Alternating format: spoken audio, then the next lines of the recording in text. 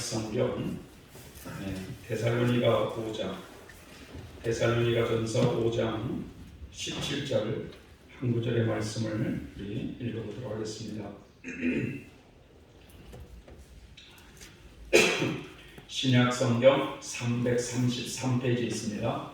데살로니가전서 5장 17절 말씀 한 구절을 한번 다같이 읽어보도록 하겠습니다. 다같이 한번 읽어봅니다. 시작. 쉬지 말고 기도하라. 오늘은 쉬지 말고 기도하라 하는 이 말씀으로 잠시 생각을 해보고자 합니다. 우리들이 신앙생활을 하면서 신앙에 힘을 받쳐줄 수 있는 매우 중요한 이 두 개의 축이 있다고 한다면 바로 이 말씀과 기도 생활이라고 말할 수가 있습니다. 디모데전서 4장 5절에도 보면 하나님의 말씀과 기도로 거룩하여지니라 라고 했습니다. 그래서 이 말씀과 기도는 마치 기차가 달리는 두 바퀴와도 같습니다. 우리가 기차를 생각해 볼 때 한쪽에만 바퀴만 있으면 달릴 수가 없듯이 우리들의 신앙생활에 있어서 이 말씀과 기도 생활은 함께 가야 하는 것입니다.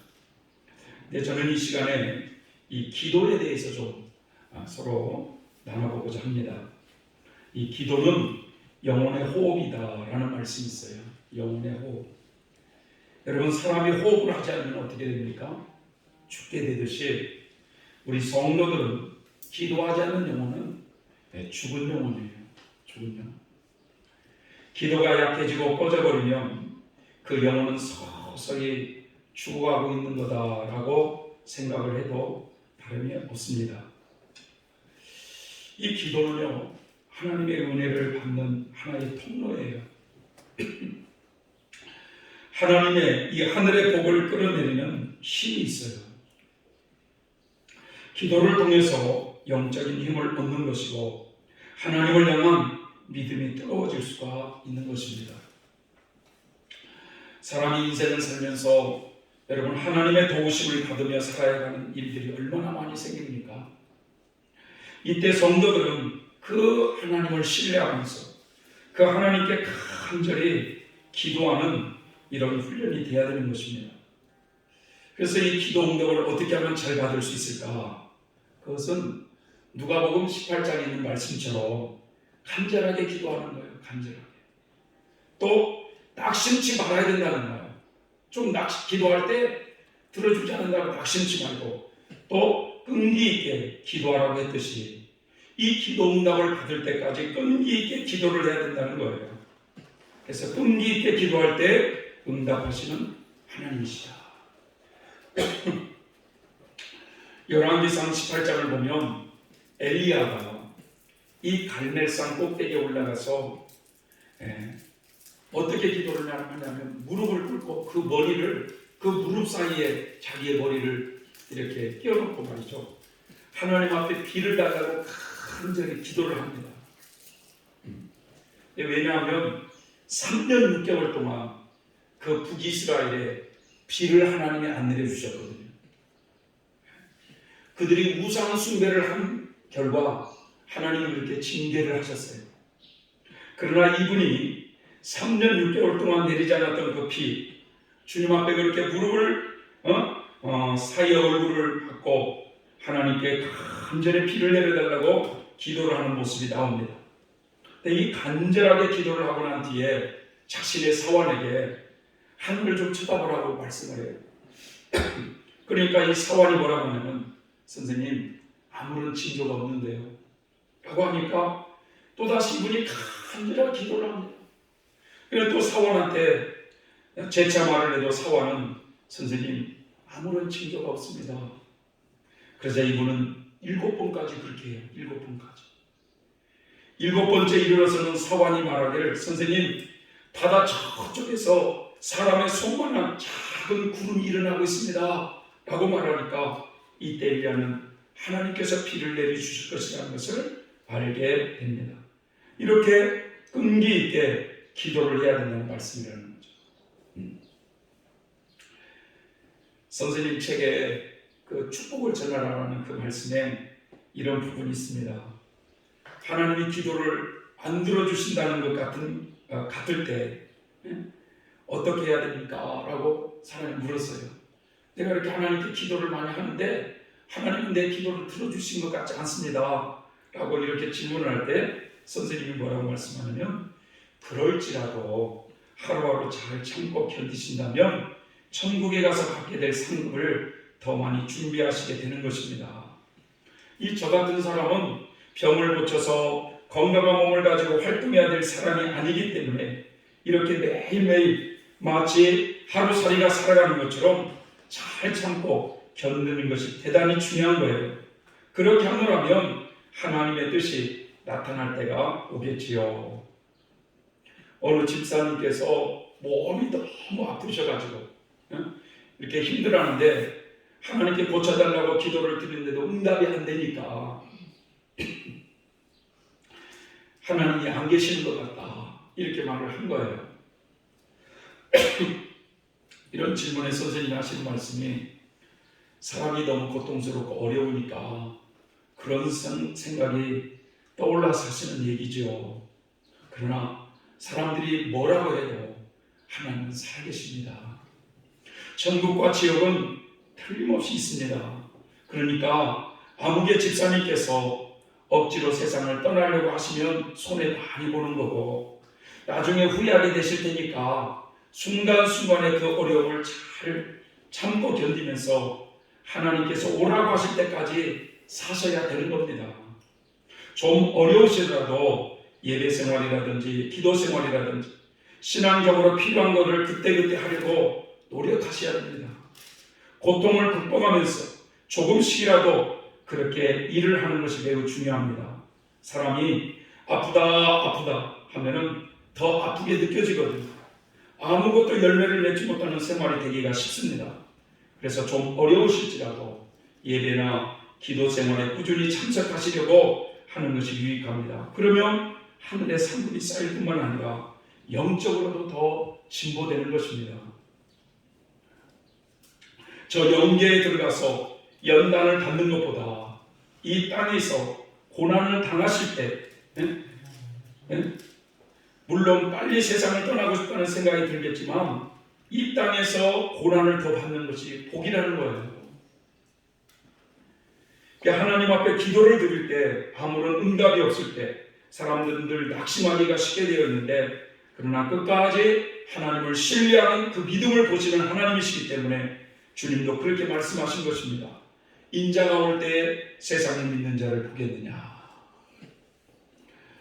이 세상을 살면서 우리 인간의 뜻으로 말이죠, 하나님의 깊은 뜻을 우리는 다 알 수 있을까요? 없을까요? 없습니다. 그래도 우리는 하나님을 신뢰하며 살아야 됩니다. 그것이 믿음이에요. 하나님과의 교통하는 것이 기도인데 기도가 잘 되는 경우가 있지만 여러분, 잘 되지 않는 경우도 있지 않습니까? 기도가.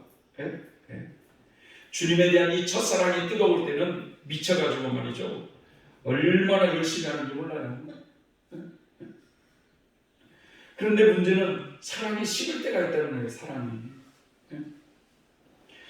저도 말이죠, 어느 때는 너무 기도가 안 돼서 그냥 주여 그냥 이렇게만 할 때도 많아요. 문제는 기도를 하고 싶어도 기도가 잘 안 될 때, 그럴 때는 여러분 그냥 억지로 막 기도하려고 하기보다는 그냥 주님이 우리에게 가르쳐 주신 주의 기도 있죠. 주의 기도. 그 주의 기도만 반복해서 고백해도 훌륭한 기도입니다. 너희는 이렇게 기도하라 라고 하시면서 예수님이 우리들에게 가르쳐 주신 그 주의 기도, 그걸 반복해서 고백하는 것도 좋은 기도예요. 기도가 잘 안 될 때 그 주의 기도만 10번이라도 20번이라도 심지어는 하루에 100번이라도 주의 기도를 고백하는 것도 좋은 기도라는 거예요.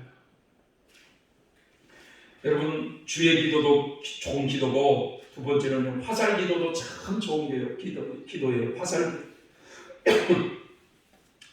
이 기도라는 것은요, 어떤 형식에 구애받지 않고 어떤 특별한 장소를 필요치도 않고, 이 기도는 거리를 걸어다니면서도 할 수 있고 집에서 부엌 일을 하거나 또 공부를 하거나 아니면 직장에서 일을 하거나 어떤 곳이든지 항상 드릴 수 있는 것이 바로 이 화살기도입니다. 화살기도. 그러니까 거리를 걸어갈 때 불쌍한 거리를 딱 보면 자동차 사고를 딱 보게 되면 그런 광경을 순간 딱 보면서 즉각 하나님 아버지께 화살을 쏘듯이 주여 저 사람을 불쌍히 여겨주세요. 저 사람에게 자비를 베풀어 주세요. 주여 저 사람을 도와주세요. 라고 순간순간 그렇게 기도를 올려드릴 수가 있다는 겁니다. 텔레비전을 보면서도 그 뉴스 소식에서 어느 나라에 막 내전이 일어났다, 지진이 일어났다, 많은 사망자가 발생했다, 아니면 전쟁이 일어났다, 이런 소식을 들을 때 주여 저 나라를 불쌍히 여겨주옵소서. 하나님 저 사람을 불쌍히 여겨주옵소서. 이렇게 즉각 하나님께 화살을 쏘듯이 길게 말하지 않고 짧게 말하는 기도가 화살기도인 겁니다. 이 화살기도는 누구나 가능한 기도예요.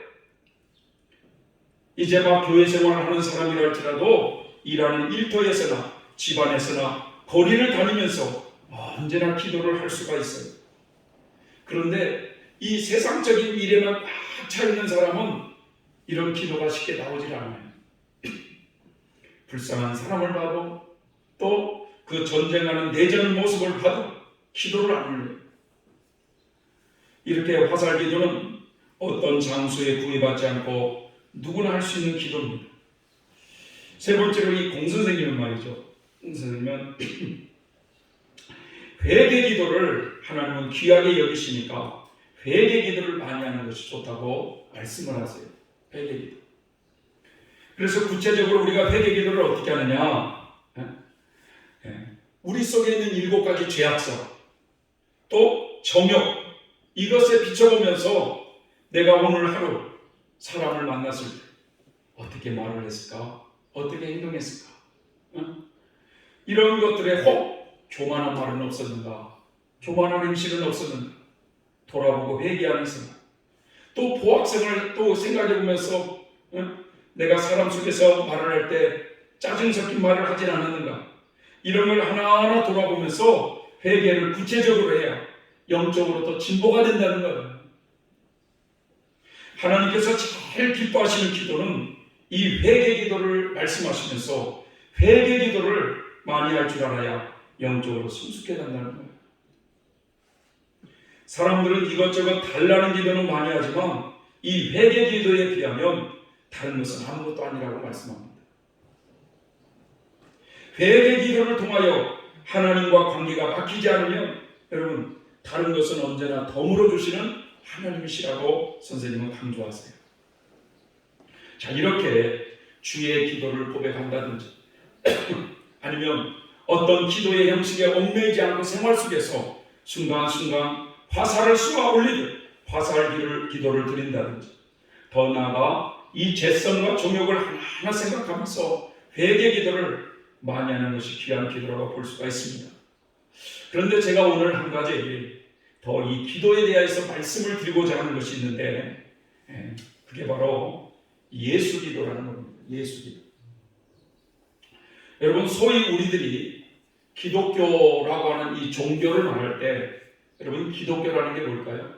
예수 그리스도를 믿는 종교를 기독교라고 해요. 그렇죠? 기독교.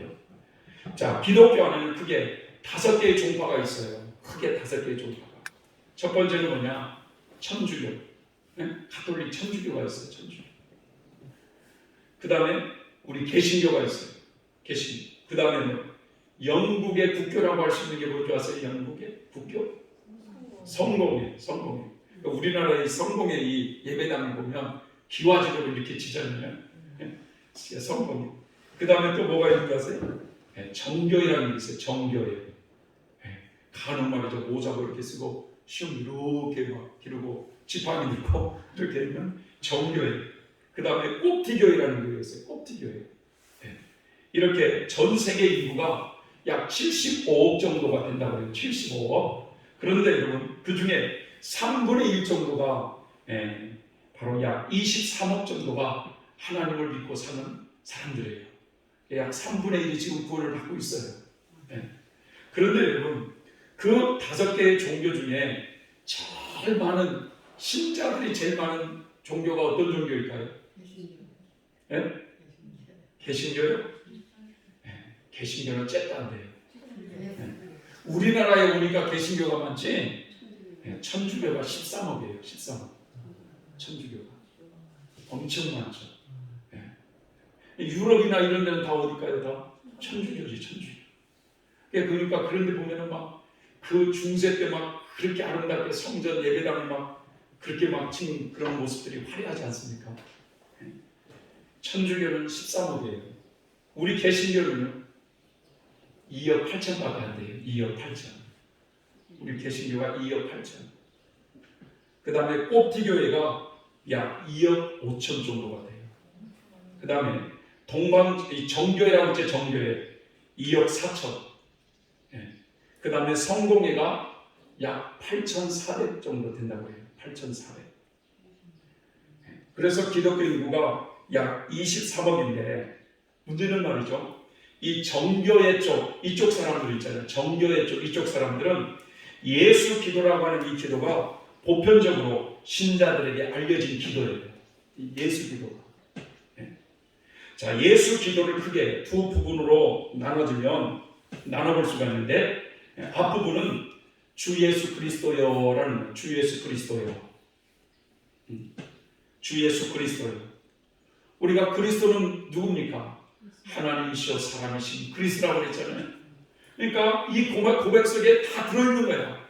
그분이 나의 주님이시라는 거. 내 인생의 주가 된다는 거.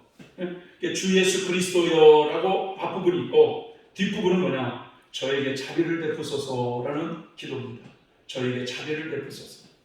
그러니까 주 예수 그리스도여 저에게 자비를 베푸소서라고 하는 이 단순한 기도예요. 이게 예수 기도예요. 그래서 이 정교의 기독교 신자들은 이러한 예수 기도를 그냥 보편적으로 많이 하는 거예요. 예수 기도를. 여러분 천주교 신자들은 가만히 보면은 그 기도를 할 때도 보면 이 기도문이 있잖아요. 그래가지고 그 기도문을 그냥 읽지 않습니까? 근데 이 정교의 신자들은 이 예수 기도가 보편화되어 있다는 거예요. 예수 기도. 그런데 여러분 제가 말씀을 드리고 싶은 것은 이 이름 없는 순례자라고 하는 이 책이 있어요. 이름 없는 순례자. 예. 그런데 이 이름 없는 순례자라는 책이 있는데 이 이름 없는 순례자라고 하는 그 사람이 정교의 기독교 신자예요. 이분이 정교의 기독교 신자. 그런데 이분이 자신의 간증을 이제 이렇게 얘기하는 거예요. 자신의 간증을 제가 한번 그분의 간증하는 내용을 여러분들에게 꼭 한번 말씀해 드려볼게요. 저는 오놀주라고 하는 작은 마을에서 태어났습니다. 이 책을 쓰신 분이신데 부모님은 제가 태어난 지 얼마 안 돼서 세상을 떠나셨고 저는 형과 단둘이 이 세상에 남게 되었습니다. 부모님이 돌아가셨을 때 형은 10살, 저는 겨우 3살이었습니다. 3살이었습니다. 네. 저의 형제는 그러니까 부모님 일찍 돌아가시고 형은 10살 때, 자기는 3살 때니까 그래서 저희 형제는 이 할아버지의 손에서 자라게 되었다고 합니다. 이 할아버지는 정직하고 선량하면서도 유복한 분이었다는 거예요.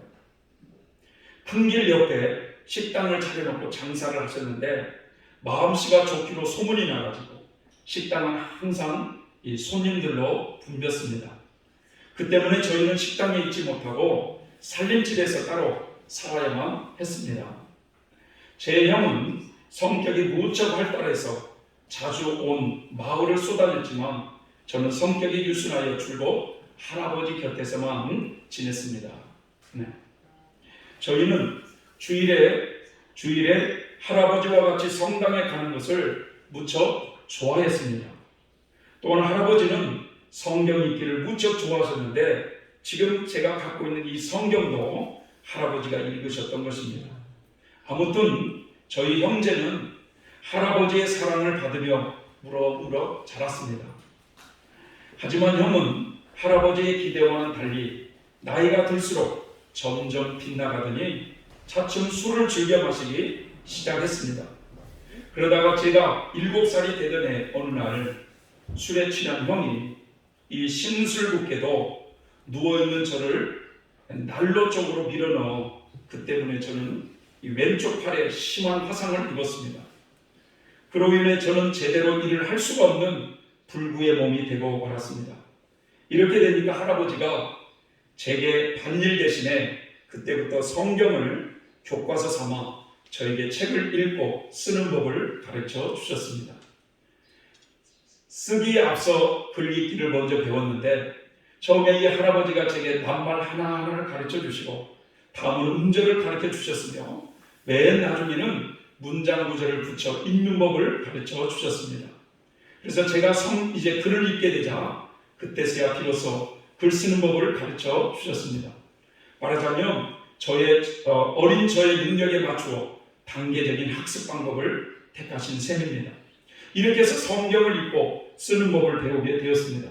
그 무렵 마을의 한 서기 한 분이 종종 저희 집에 들렸는데 그분은 글솜씨가 매우 뛰어났기 때문에 다행히 저는 그분에게서 글 쓰는 법을 배워 익힐 수가 있었습니다. 그분은 저를 무척 귀여워하면서 때때로 종이와 잉크와 펜촉 등을 사다가 저에게 주곤 했습니다. 그러는 덕분에 저는 글 쓰는 재주가 상당히 늘었습니다. 할아버지도 이런 저를 보고 무척 기뻐하시며 이렇게 말씀하셨습니다. 하나님의 은총으로 네가 글 쓰는 법을 잘 익혔으니 너는 장차 훌륭한 사람이 될 거다. 그러니 매사를 하나님께 감사드리고 열심히 기도하는 데 힘쓰라. 그러면서 저를 진심으로 사랑해 주셨습니다. 그래야 저는 할아버지와 함께 자주 성당에 나가서 기도를 했고 집에서도 잊지 않고 열심히 하나님께 기도를 바쳤습니다. 제가 주님 저에게 자비를 베푸소서라고 기도하며 옆에 계신 할아버지와 할머니는 저의 기도에 맞추어서 한 마음으로 머리를 숙이거나 무릎을 꿇으셨습니다. 저의 기도가 기특했기 때문입니다. 그러다가 제 나이 17살 때에 할머니가 병으로 돌아가셨습니다. 그때 할아버지는 저에게 이렇게 말씀하셨습니다. 이제 너의 할머니도 없으니 이 집의 살림을 돌볼 사람이 없구나. 그런데 말인데 너의 형은 제쳐두고 너라도 일찍 장가를 갔으면 좋겠구나. 그래서 할아버지 이 같은 말씀에 저는 손이 불구라는 사실을 내세우면서 할아버지의 뜻과 맞섰지만 할아버지의 거듭된 강요에 못 이겨서 결국 결혼을 하게 되었습니다. 저의 결혼 대상자는 저보다 3살이 많은 참으로 착한 여자였습니다. 제가 결혼한 지 1년 후 할아버지는 중풍에 걸려 몸져 누우셨습니다. 임종이 가까이 오자 할아버지는 저를 머리맡으로 부르시고는 유언을 남기셨습니다. 집과 재산 전부를 너에게 주겠다. 앞으로도 지금처럼 양심에 따라 속이는 일 없이 떳떳하게 살아야 한다는 점을 꼭 명심하고 무엇보다도 하나님께 열심히 기도하는 것을 잊어서는 안 된다. 모든 것이 그분께로부터 오기 때문이란다. 하나님께 모든 것을 의탁하면서 성당에 빠지는 일이 없도록 하고 성경도 열심히 읽거라. 특히 기도 중에는 이 할아버지를 포함해서 우리같이 늙은이들을 잊지 않도록 해라. 여기에 현금 2,000 루블이 있으니 잘 간직하고 결코 헛되이 쓰지 않으면 좋겠구나. 반드시 값지고 보람있게 일에 쓰도록 하라. 그렇다고 사람에게 인색하게 굴어서는 안 된다. 거린들을 보거든 아낌없이 희사하고 성당 일이거든 더욱 아낌없이 바치도록 해라. 이런 말씀을 남기시고 얼마 후에 할아버지는 세상을 떠나셨습니다. 이분은 울면서 할아버지의 장례를 치르고 그런데 이제 할아버지의 유산을 이분이 이제 물려받은 사실을 안 형이 저에 대한 질투심이 커져가지고 때때로 저를 못살게 굴었고 그러다가 마침내는 이 형이 마귀에게 씌여가지고 저를 죽일 무서운 음모를 꾸미기 시작했습니다. 어느 날 밤이었습니다. 그날따라 집에는 일을 돌봐주는 사람도 없고 저와 아내가 일찍이 잠을 자고 있었는데 형이 침실로 몰래 들어와서는 금고에 있는 돈을 모조리 훔치고 방에 불을 지르고 가버렸습니다. 저희가 불이 난 사실을 알고 일어났을 때는 벌써 불이 사방으로 번져 그야말로 위기일발의 위태로운 상황이었습니다. 그러나 천만다행으로 저희는 필사적으로 창문을 깨고 간신히 밖으로 뛰어내릴 수 있었습니다.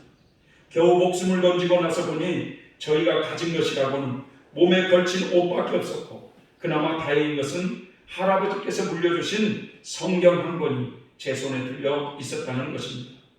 저는 불길에 휩싸인 그 집을 바라보고 한숨을 쉬다가 방금 전에 필사적으로 탈출하면서 손에 들고 나왔던 성경을 매만지면서 작은 위로를 느꼈습니다.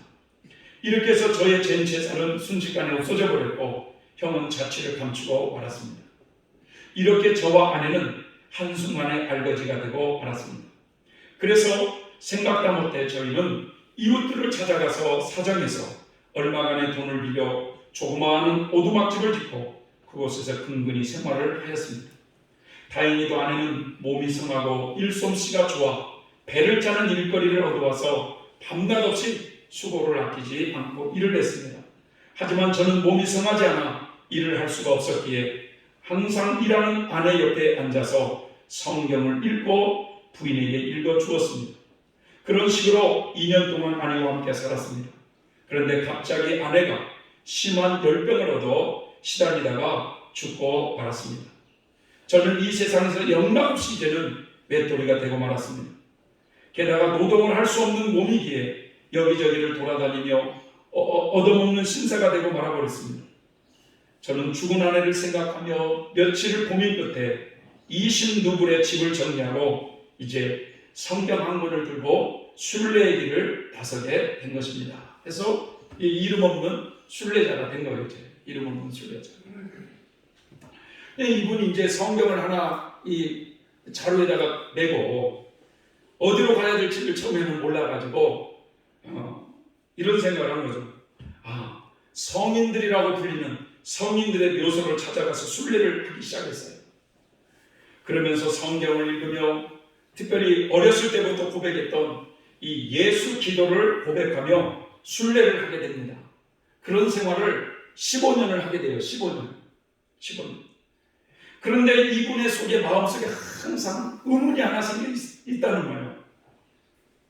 성경의 이 데살로니가 우리가 읽었었던 왜 사도 바울이 쉬지 말고 기도하라 라고 이렇게 말씀하셨는데 사람이 잠을 자야 되고 일을 해야 되는데 어떻게 쉬지 말고 기도할 수가 있는가, 여기에 고민을 하게 된 겁니다. 이분이.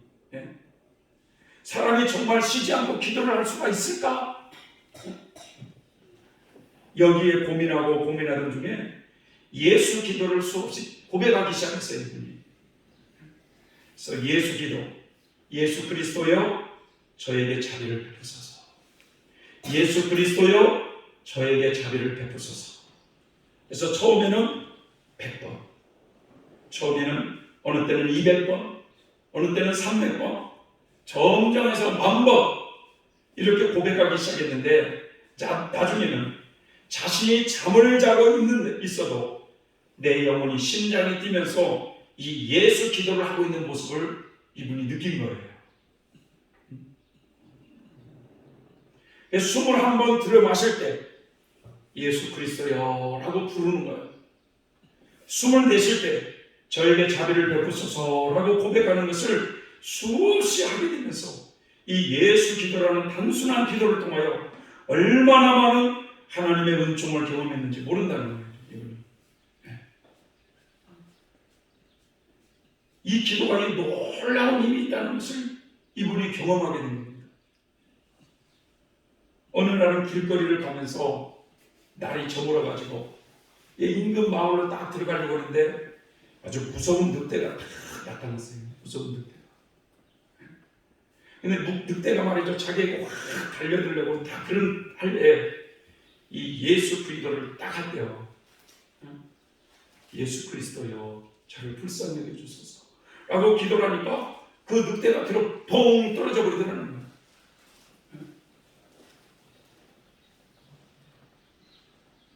이 예수 기도가 자기를 지켜준 경험을 하고 수없이 하나님의 많은 은총을 경험하며 이 놀라운 기도라고 소개하고 있는 것이 바로 예수 기도를 소개하고 있어요. 예수 그리스도여 저에게 자비를 베푸소서. 3초를 따라가도 예수 그리스도여 저에게 자비를 베푸소서. 문제는 저도 이런 기도를 좀 이렇게 하긴 합니다만 어느 때는 말이죠. 몇 번씩 이렇게 하다가 꼭 주문해 온 것 같다. 이런 생각이 막 들 때도 있어요.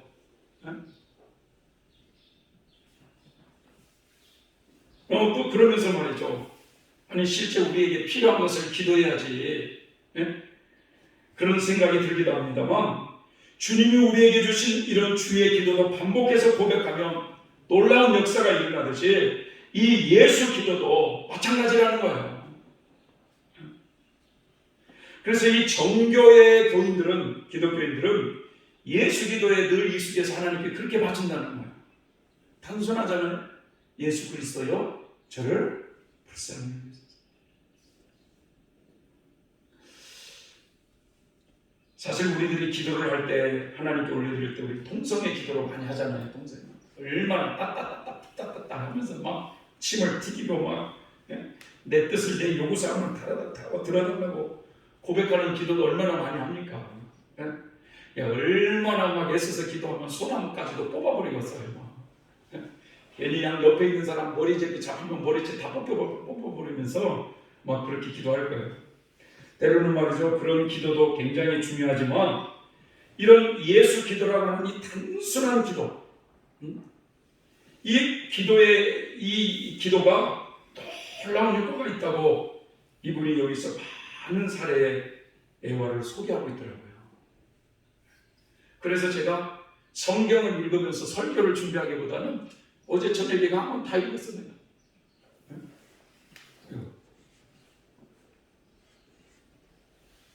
여러분도 읽고 싶은 마음이 없으세요? 이 설교를 끝나면 말이죠. 목사님 그 책 한 권 좀 사주실래요? 이런 사람이 있어야 되는데 그냥 도루묵이에요. 그러니까 뭐 설교를 들어도 도움이 안 되는 거예요. 도움이 여러분. 목사님 설교한 이 내용 내가 한번 읽어보고 싶다. 이럴 때 말이죠. 이게 도전이 되고 이게 말이죠. 그렇지 않습니까? 우리 구집사님 그냥 공짜로 드릴게.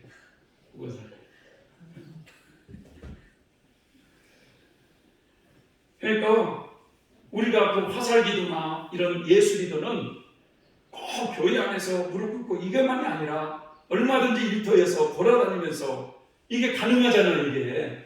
그러니까 수백 번, 쉽게 말하면 1000번까지도 기도를 올려드릴 때 이 놀라운 기도의 경험을 저와 여러분이 하셨으면 좋겠다 이거예요.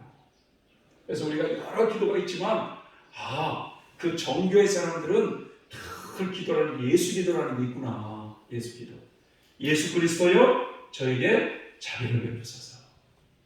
아니면 그냥 예수님, 예수 그리스도여 그렇게 더 복잡하면 예수님 저를 불쌍히 여겨주소서. 이렇게 고백하는 게 하나님 우리를 지켜주실 줄 믿습니다. 할렐루야. 이러한 반복되는 기도에 하나님의 놀라운 은총을 경험하는 저나 여러분이 되셨으면 좋겠습니다. 기도하겠습니다. 사랑의 하나님 아버지, 고맙고 감사를 드립니다. 오늘 사도 바울은 데살로니가 교인들을 향해서 그 고통 가운데 있는 핍박받고 있는 교인들을 향해서 항상 기뻐하라, 쉬지 말고 기도하라, 범사에 감사하라. 이는 그리스도 예수 안에서 너희를 향하신 하나님의 뜻이니라고 말씀하고 있습니다. 쉬지 말고 기도할 수 있는 방법, 늘 우리의 생활 속에서 걸어다니면서도 기도할 수 있는 그 놀라운 기도, 바로 오늘 예수 기도에 대해서 우리가 좀 생각을 해보고자 합니다. 하나님, 늘 우리의 삶 속에서 하나님의 도우심이 필요한 우리의 생활 속에서 예수 그리스도여 저를 불쌍히 여기소서라고 하는 이 기도를 끊임없이 올려드릴 수 있는 저희들이 되게 하여 주시옵소서. 예수님의 이름으로 기도 올려옵나이다. 아멘.